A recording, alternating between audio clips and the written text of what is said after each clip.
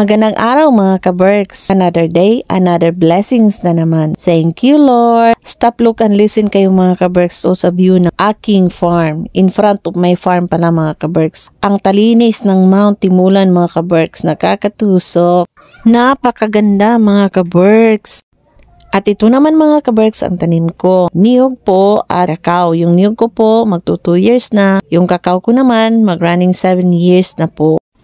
May saging lakatan din akong tanim mga ka-Berks. Ngayon akin pa yan mga ka-Berks kasi hindi pa pwedeng pakinabangan. Pero sa susunod na araw mga ka-Berks, naku, paunahan na lang kami ng magnanakaw mga ka-Berks. Ewan ko ba kung bakit ganito dito sa bukid namin mga ka-Berks. Parang normal lang na ikaw yung nagtanim, iba yung makinabang.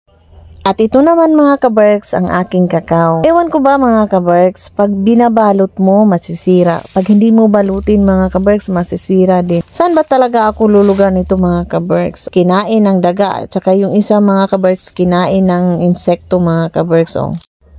Pag may negative, may positive naman mga ka-Berks. Tingnan nyo mga ka-Berks, sa flex ko lang. Ang ganda ng aking kakao mga ka-Berks. Na kaya niyang labanan lahat mga trials mga ka-Berks.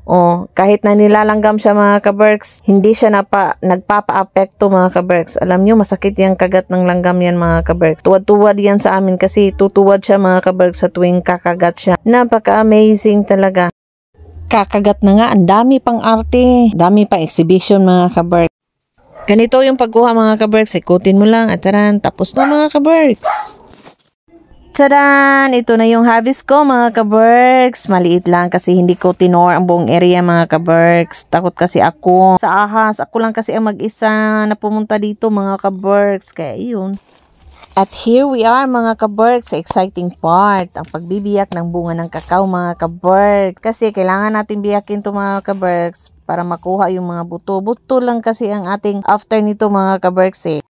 Flex ko lang mga ka-Berks ang aking saging kardaba mga ka-Berks. Ang ganda. Wala po yang bunsalo mga ka-Berks. Yung maitim ba? Hindi po yan. As in clear po. Maganda at masarap po yan mga ka-Berks. Same sa nagtanim at same sa owner mga ka-Berks.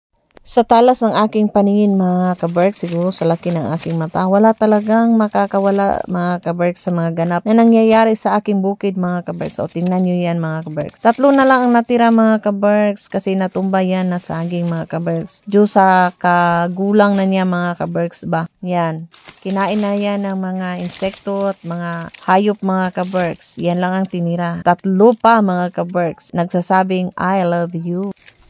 At syempre mga ka-Berks, kakainin natin mga ka-Berks, titikman natin kung anong sarap. Siguro, as usual, masarap ito kasi tanim natin ito mga ka-Berks. Ayan, ang laki ng saging mga ka-Berks. Ang sarap kagatin. Masarap yan talaga mga ka-Berks, matamis at saka sobrang tamis.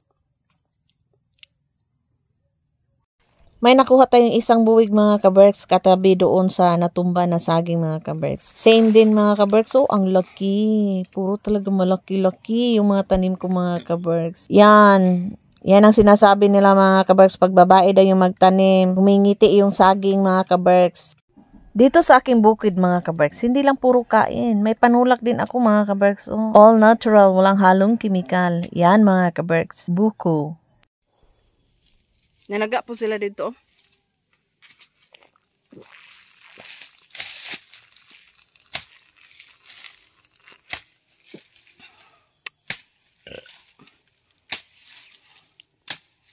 Solve na ako nito mga ka-Berks. Pawi na yung gutom ko at uhaw ko mga ka-Berks. Yung gagamitin natin mga ka-Berks na pangkuha ng laman ng niyog mga ka-Berks kasi sayang din naman pag itapon natin ito mga ka-Berks. Ang mahal kaya ng buko ngayon mga ka-Berks. Tsaka sayang din, ang sarap kaya din ng buko mga ka-Berks. Laman ng buko masarap, ang puti, parang virgin. Kain na naman tayo mga ka-Berks. Ang sarap talaga mga ka-Berks. Ang sarap mamuhay sa bukid. Maraming pagkain mga ka-Berks.